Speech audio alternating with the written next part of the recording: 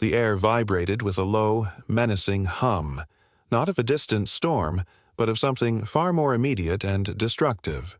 Sophia stood on her porch, a single sheet of paper clutched in her trembling hand, its crisp edges digging into her palm.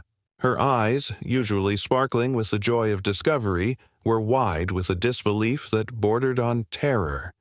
The hum grew louder in her mind, a phantom sound of machinery tearing into wood, splintering history. Demolish. The word echoed in her, head stark and unforgiving.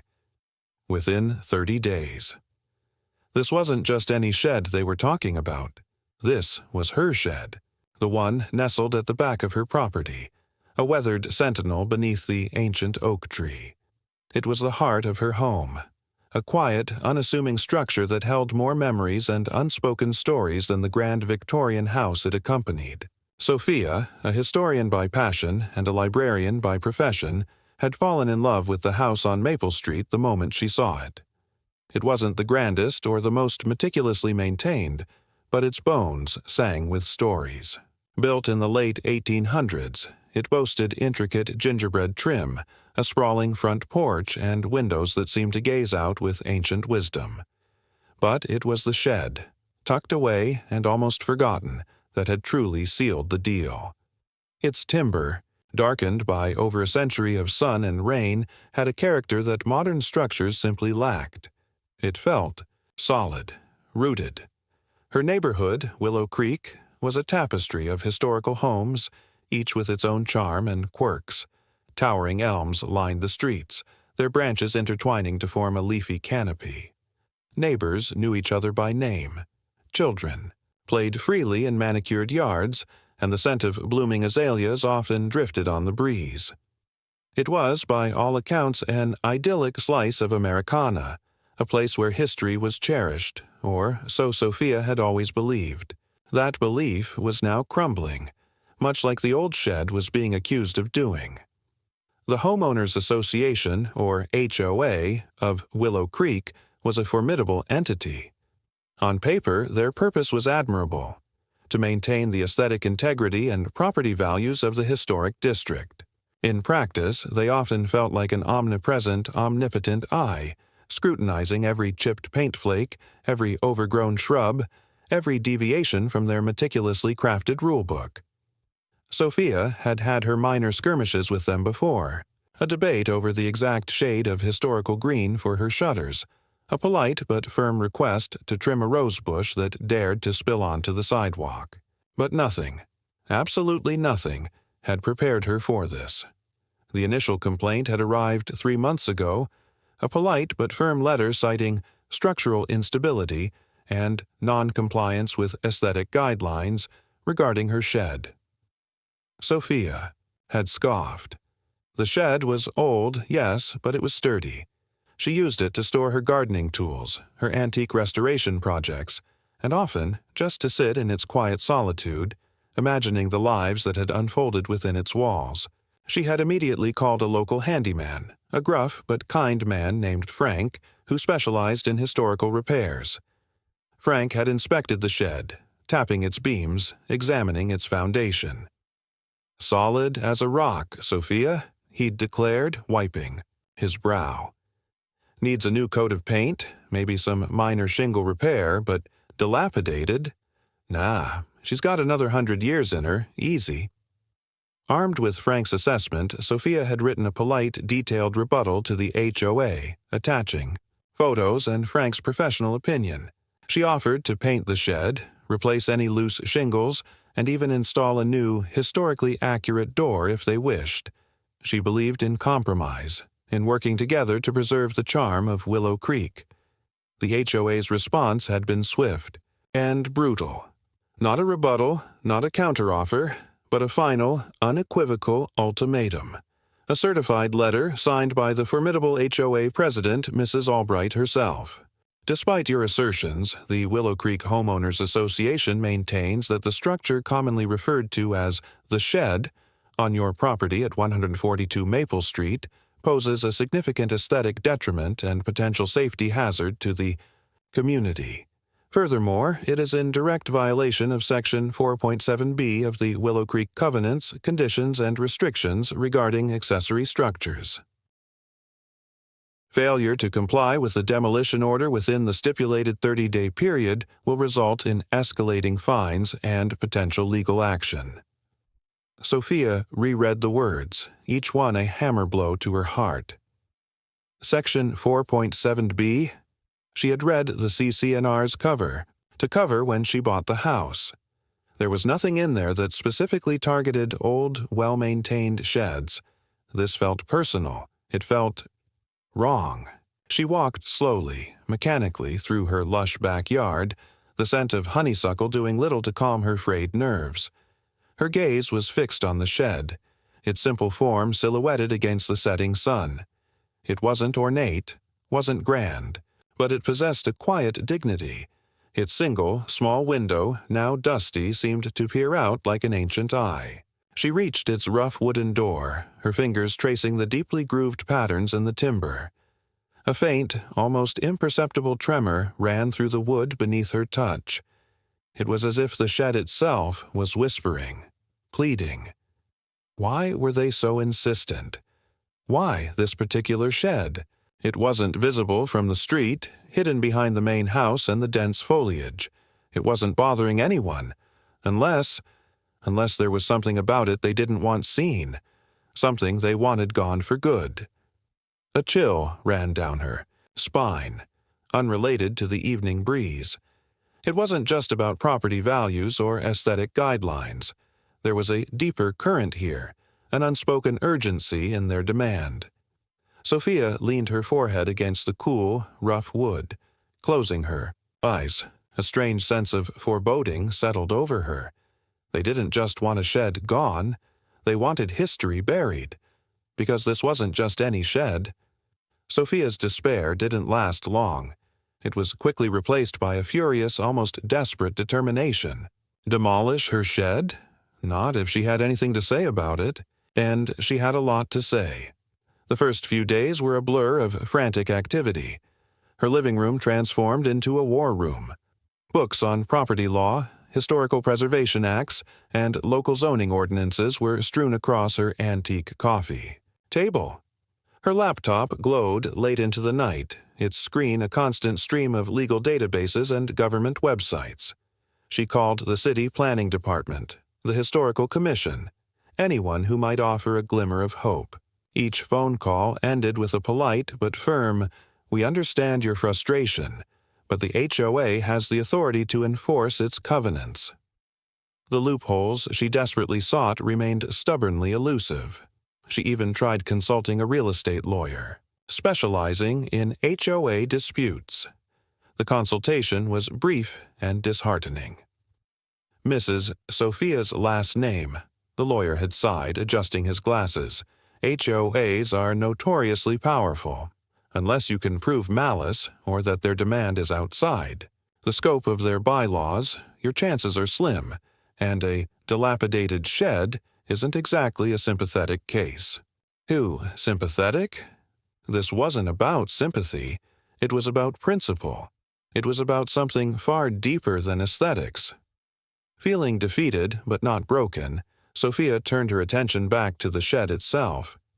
If legal avenues were blocked, maybe she'd held its own defense. She spent hours meticulously cleaning, repairing, and examining every inch of the structure. She patched minor cracks, replaced loose nails, and even sanded down a portion of the interior wall, hoping to find some hidden marking, some faint inscription that spoke of its past. She ran her hands over the rough-hewn beams, tapped the floorboards, listened for hollow sounds.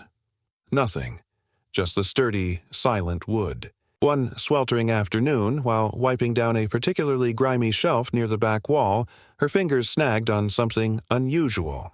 Not a splinter, but a slight irregularity in the wood. It was barely perceptible, almost flush with the wall. Curiosity piqued, she pressed harder, her nail digging into the seam. With a soft click, a small, square section of the shelf, no bigger than her hand, popped inward. Her breath hitched. A hidden compartment. Her heart began to pound a frantic rhythm against her ribs. She carefully pulled the small panel open, revealing a dark, dusty recess. Inside, nestled amongst cobwebs and fine sawdust, was a small, leather-bound journal.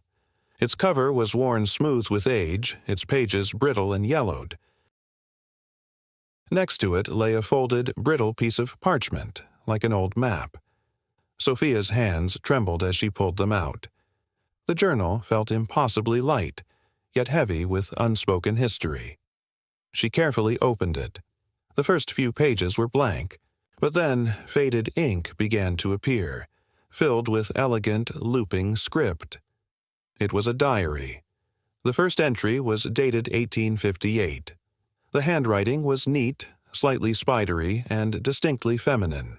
Sophia's eyes scanned the words, recognizing a name, Sarah, and references to the passage, the light, and hushed mentions of cargo. The words were veiled, coded, but a chill, exhilarating realization was already dawning on her. She carefully unfolded the parchment. It wasn't a map in the traditional sense, but a crude, hand-drawn diagram. It showed the layout of a small structure, unmistakably her shed, with dotted lines indicating hidden routes and markings for arrival point and departure point. At the bottom, a tiny, almost illegible inscription read, Station 7, J.A. and S.A. It hit her then with the force of a physical blow. The passage. Cargo. Station 7. The Underground Railroad. A gasp escaped her lips. Her shed, this humble, overlooked structure, wasn't just old. It was a registered Underground Railroad safe house. The profound historical weight of this discovery settled on her shoulders, heavy and awe-inspiring. This wasn't just her shed. It was a sanctuary, a beacon of hope for countless souls yearning for freedom. Her initial research was a blur of frantic cross-referencing. She immediately searched online for Underground Railroad Safe Houses Willow Creek and Station 7 Maryland. Information, once sparse, now seemed to leap out at her. She found digitized historical records, abolitionist society minutes, and academic papers referencing covert operations in the Willow Creek corridor. The JA and SA from the map? She quickly linked them to a prominent abolitionist couple who had lived in Willow Creek during the 19th century, known for their discreet but effective work. The journal, she soon learned, belonged to Sarah, the wife of the abolitionist J.A. Her entries, though cryptic, were heart-wrenching. They spoke of fear and hope, of hushed arrivals under the cloak of night, of fleeting moments of shared humanity, and the constant, crushing anxiety of discovery. Sophia read about families separated, about the quiet courage of conductors, and the sheer desperation of those seeking a new life. Every word made the shed's walls seem to breathe with the spirits of those who had found temporary refuge within them. She contacted Dr. Eris Thorne, a renowned local historian specializing in Civil War-era Maryland and the Underground Railroad, whose name she'd found mentioned in several historical archives.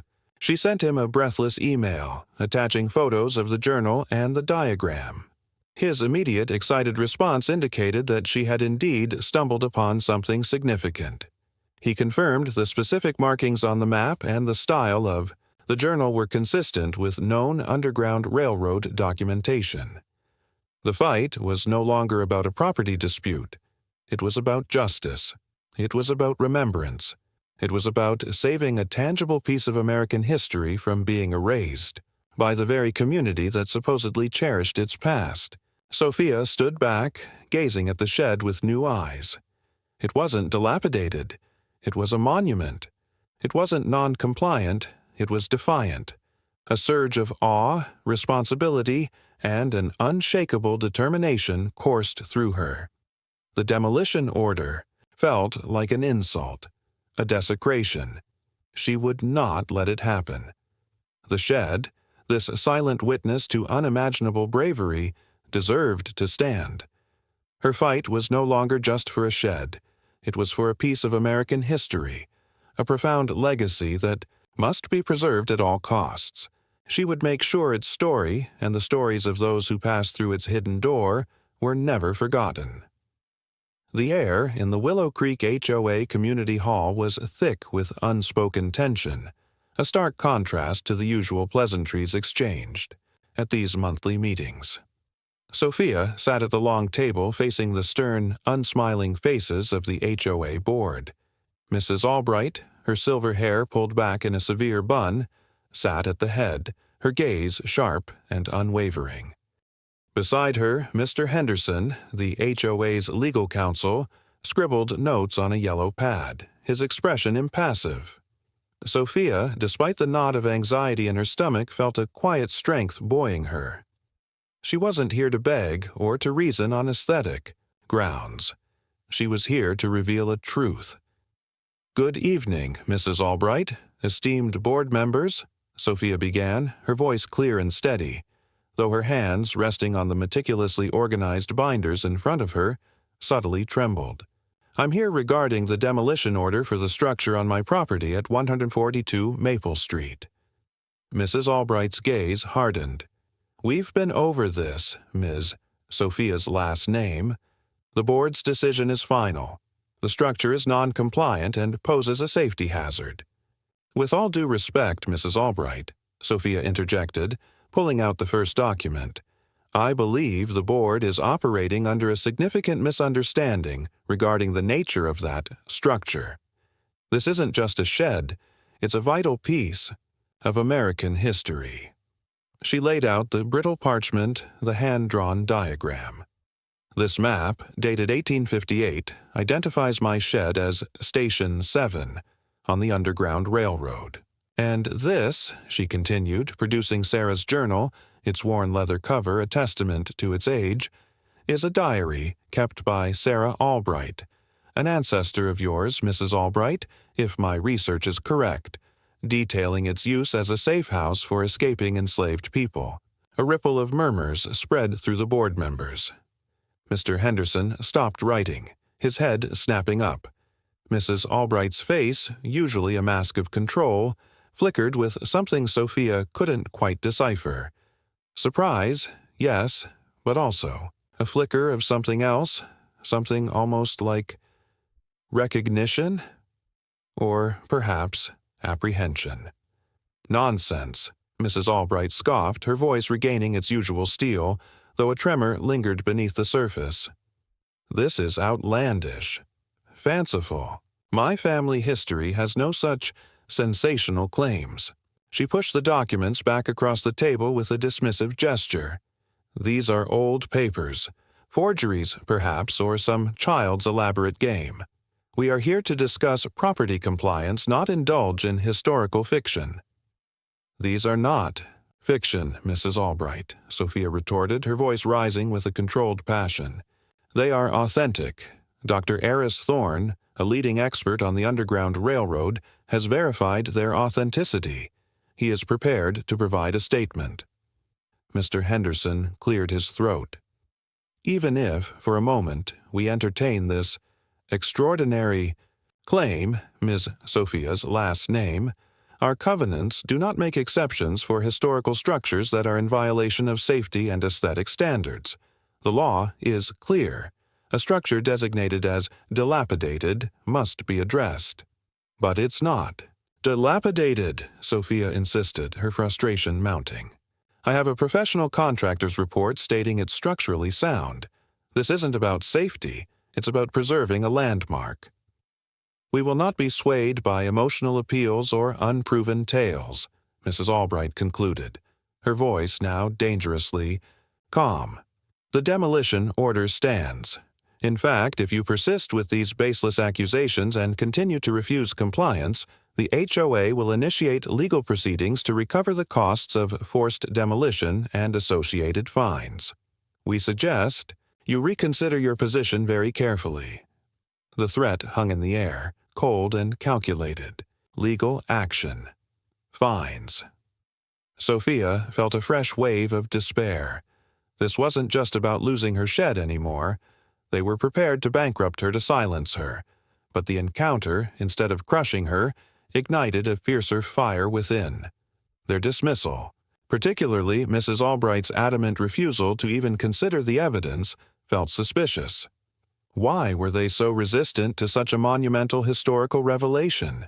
Was it merely a bureaucratic unwillingness to deviate from procedure, or was there something more sinister at play? Sophia left the meeting with a renewed purpose. She needed undeniable, overwhelming proof. Not just documents, but stories. Human. Connections that would make the history undeniable, that would resonate beyond legalistic arguments. Her deep dive into history began in earnest. She corresponded extensively with Dr. Thorne, who provided her with access to university archives and contact information for historical societies dedicated to the Underground Railroad.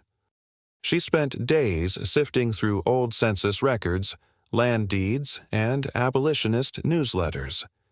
Her most profound breakthrough came when she managed to connect with the descendants of enslaved people who had passed through Maryland on their journey north. Through a network of historical genealogists and local community organizers, she found the great-great-granddaughter of a woman named Eliza, who, according to fragmented oral histories, had spent a harrowing night at Station 7 in Willow Creek. The meeting with Lena, Eliza's descendant, was deeply emotional. Lena, a woman in her 70s with kind eyes and a powerful spirit, shared stories passed down through generations. My great-great-grandmother, Eliza, she would tell us stories of the little house that smelled of old wood and freedom. She remembered the fear, but also the kindness of the Albrights who sheltered her. She even said there was a secret passage, a small tunnel to a creek bed, just in case. Sophia's heart pounded. A secret passage. The diagram mentioned departure point and creek path. Could it be true? Armed with this new lead, Sophia returned to the shed, not just to look, but to feel. She ran her hands along the foundation, listening for any difference in the sound. She pushed and pulled at shelves, examined the floorboards again with a new, informed intensity. And then, near the back corner, concealed by years of settled dirt and an overgrown shrub outside, she found it. A cleverly hidden wooden panel in the foundation, almost perfectly camouflaged. With immense effort, she pried it open. It revealed a narrow, dark crawl space, just wide enough for a person to squeeze through. The air inside was stale, earthy, but tinged with something else. The faint, lingering scent of damp earth and distant hope. A tunnel. It led precisely towards the faint outline of an old, mostly dry creek bed at the edge of her property. As she knelt there, peering into the darkness of the passage, a powerful image flashed in her mind. Not from a book, but from the raw emotion she now felt connected to. She saw Eliza, small and terrified, clutching a meager bag, being led by Sarah Albright into the darkness of the tunnel. She could almost feel the cold night air, the rustle of leaves, the frantic beating of Eliza's heart, hoping for freedom. She saw the relief, the whispered prayers, the quiet courage that had unfolded within these very walls. The past wasn't just dry facts and dusty documents. It was alive, a palpable presence in the shed. This was more than a shed. It was a sacred space, a monument to resilience and the pursuit of human dignity. The fight had never been more real, more urgent, and Sophia would not let this history be buried. It was far too precious. The revelation of Sophia's shed being a verified Underground Railroad safe house ripped through the quiet fabric of Willow Creek like a sudden, fierce gale. It started as whispers, then became full-blown debates over coffee and garden fences. The initial disbelief quickly gave way to a stark division within the seemingly harmonious community. The news spread like wildfire, fanned by Sophia's passionate appeals and Dr. Thorne's professional endorsement. A local history blog picked up her story. Then a small article appeared in the Willow Creek Gazette. Soon, the story of the Freedom Shed and the embattled homeowner fighting a powerful HOA went viral on local social media groups. Petitions sprung up online and in local shops, rapidly gathering signatures. Can you believe it? "Right here in Willow Creek," exclaimed Mrs. Gable, Sophia's elderly neighbor, her voice trembling with pride as she signed a petition to save the shed. "We always thought this neighborhood was special, but this is beyond anything." Support wasn't universal, however. The reaction from some segments of the community, particularly those closely aligned with the HOA or deeply invested in their property values, was far less enthusiastic. At the weekly farmers market, Sophia overheard hushed, angry conversations. "It's going to drive down prices," a woman with a perfectly coiffed blonde bob declared to her friend. "Who wants to buy a house with a historical monument in the backyard that attracts?" "God knows who." "And what about the bylaws?" scoffed another, a known HOA loyalist. "Rules are rules. You can't just ignore them because of some old story. It's a shed, for heaven's sake." Sophia felt a pang of hurt. Some old story. This was living history, pulsating with the echoes of incredible courage. But their dismissal wasn't just about property values. It felt like a deliberate attempt to ignore an uncomfortable past. She noticed Mrs. Albright's husband, Mr. Albright, glaring at her from across the square, a silent, chilling warning in his eyes. The hint from their last meeting now solidified into a chilling possibility. Was there a desire to keep this particular history buried? Then the media descended. A local news van parked prominently outside Sophia's house, its satellite dish pointing skyward like a beacon. A young, energetic reporter, Sarah Jenkins, approached Sophia with an eager smile. "Ms. Sophia's last name, Sarah Jenkins from WCHS News. We're covering your incredible story. Can you tell us more about the shed and this battle with the HOA?" Sophia found herself standing before cameras, articulating the shed's profound significance, her voice ringing with conviction. "This isn't just about my property. It's about preserving a tangible link to a pivotal moment in American history. It's about honoring the bravery of those who sought freedom and the compassion of those who helped them." The story quickly gained traction beyond local news. A major national newspaper ran a feature, complete with historical photographs of abolitionist figures. Tweets and Facebook posts about the demolition of history went viral, igniting a nationwide conversation about historical preservation, race, and community responsibility. Sophia's inbox overflowed with messages of support from historians, preservationists, and ordinary citizens across the country. But with increased visibility came increased pressure. The HOA, sensing the shifting tide of public opinion, doubled down. Their lawyer, Mr. Henderson, sent Sophia a new, more aggressive, cease and desist letter. The Willow Creek Homeowners Association views your public statements and media engagement as defamation and an intentional breach of community harmony. We will not tolerate the dissemination of unsubstantiated claims designed to circumvent our bylaws. We hereby demand you cease all public commentary regarding this matter and proceed with the demolition as ordered. Failure to comply will result in punitive fines, commencing immediately at $500 per day, and a lawsuit for damages, including legal fees. The sheer audacity of it left Sophia reeling. $500 a day? It was a clear tactic to bleed her dry, to force her into submission. The personal stakes skyrocketed. She couldn't afford this. Her modest librarian salary wouldn't stand a chance against their legal machinery. New obstacles emerged, seemingly from nowhere. A distant relative of the original Albright family, living out of state, came forward, publicly challenging the authenticity of Sarah Albright's journal, claiming it was a family heirloom that had gone missing years ago and was likely a hoax. This provided the HOA with new ammunition, suggesting Sophia was perpetrating a fraud. Then, a minor zoning complication was discovered by the city, indicating the shed might violate a long-forgotten setback rule, adding another layer of bureaucratic complexity. It felt like every door was being slammed shut.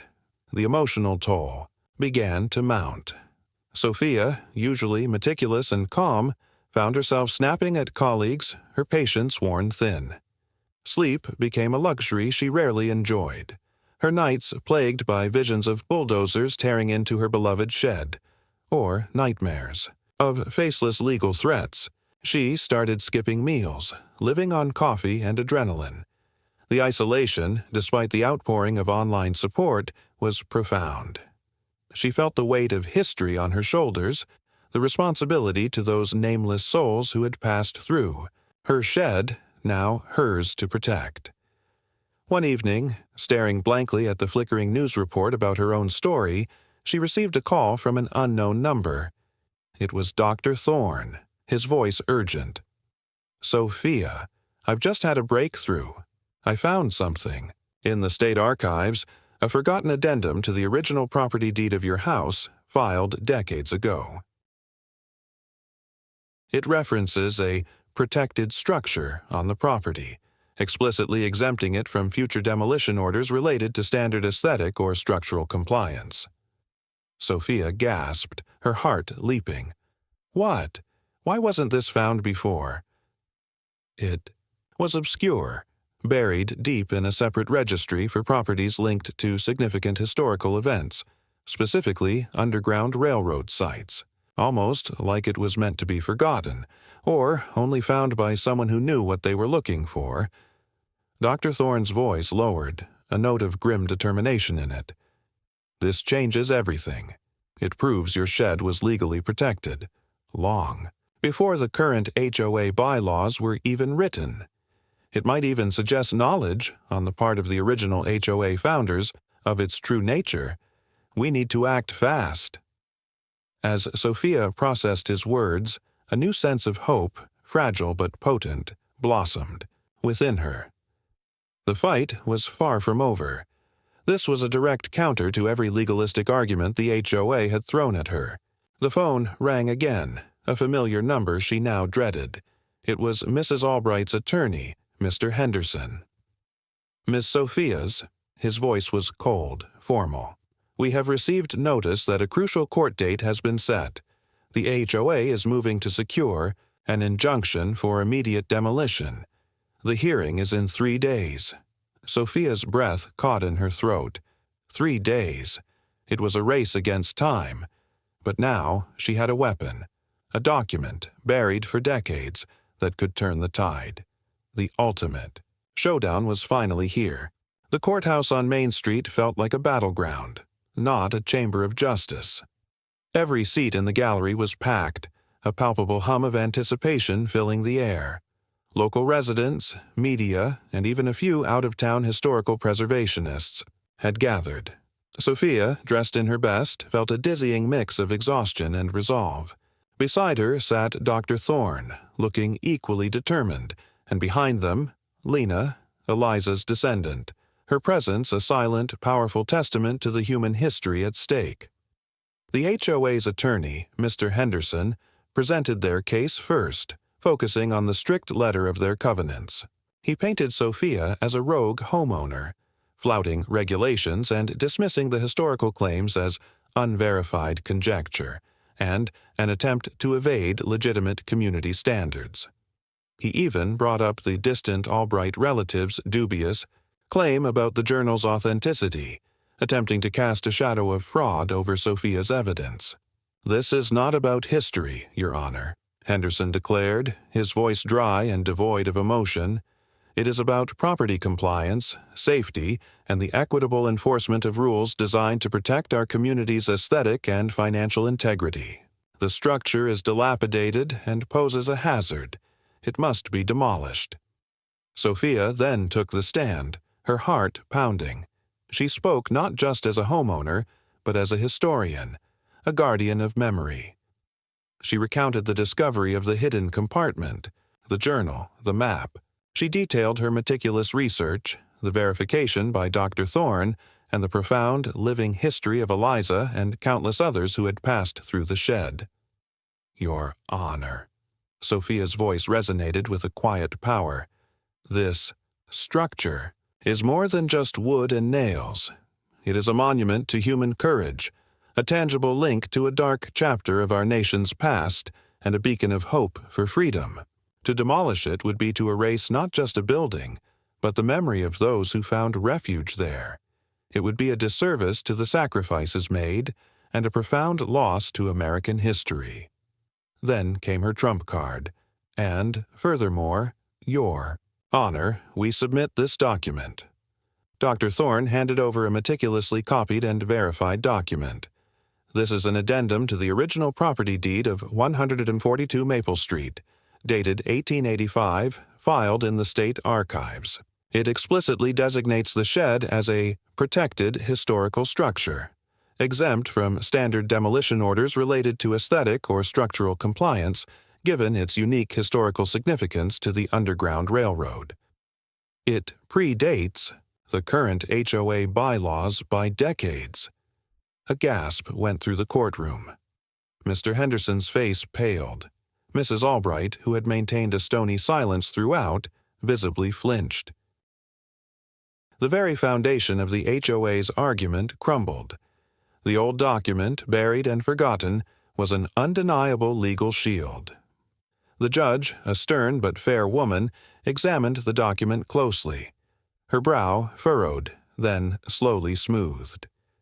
"Mr. Henderson," she stated, her voice calm but firm, "can you offer any counter-argument to this previously filed, legally binding exemption?" Henderson sputtered. "Your Honor, we were unaware. This is irregular. It contradicts our current bylaws. The law is clear, Mr. Henderson," the judge interrupted. "A pre-existing, properly filed legal designation takes precedence over subsequent HOA covenants. While the HOA has the authority to enforce its rules, it cannot override a historical protection that was legally established decades prior to its inception." A hush fell over the courtroom. The judge cleared her throat, her gaze sweeping across the tense faces. "Given the compelling historical evidence presented by Ms. Sophia's and Dr. Thorne, and in light of the recently surfaced, legally binding deed addendum, it is clear that the structure at 142 Maple Street, commonly known as the Shed, holds significant historical status as a registered Underground Railroad safe house." She paused, allowing her words to sink in. "Therefore, the court rules in favor of the plaintiff, Ms. Sophia's. The demolition order issued by the Willow Creek Homeowners Association is hereby permanently enjoined. Furthermore, the court recommends that the shed be immediately granted official historical landmark status, ensuring its perpetual preservation for future generations." A ripple of applause, quickly suppressed by the bailiff, broke out in the gallery. Sophia felt a wave of dizzying relief, so powerful it almost brought her to her knees. She had done it. The shed was saved. The immediate aftermath in Willow Creek was a mixture of triumph and grudging acceptance. The local news buzzed with headlines hailing Sophia as a hero, the librarian who saved history. The shed quickly received its official landmark designation, complete with a small discreet plaque, acknowledging its profound past. For the HOA, it was a humiliating defeat.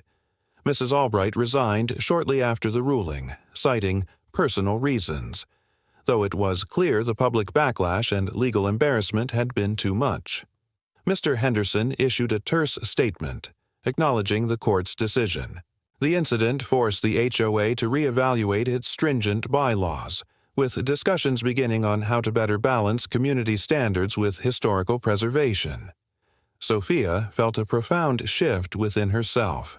The battle had taken its toll.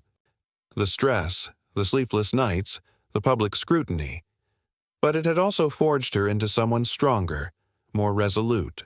She was no longer just a quiet historian. She was an activist, a guardian of memory. The isolation she'd felt was replaced by a sense of deep connection, not just to her community, but to the sweeping narrative of American history.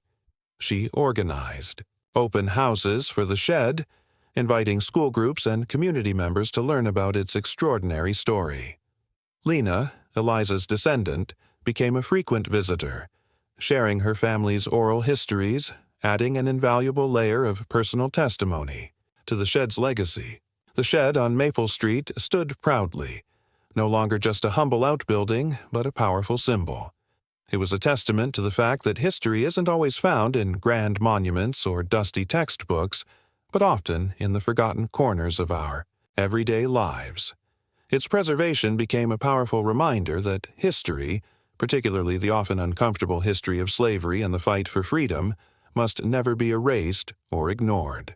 It underscored the importance of listening to the whispers of the past, of fighting for truth, and of recognizing the profound human stories embedded in seemingly ordinary places. The shed became a silent, weathered sentinel, a permanent reminder that freedom's path was paved with immense courage and sacrifice. Its enduring presence in the heart of Willow Creek was a living lesson that true community isn't just about maintaining appearances or property values, but about embracing the full, complex tapestry of its past, no matter how challenging or inconvenient that history might be. For Sophia, standing by its rough wooden door, she knew the fight for history and memory was never truly over, but that day they had won a vital battle. The shed, once almost lost, would now whisper its stories, of freedom to generations to come,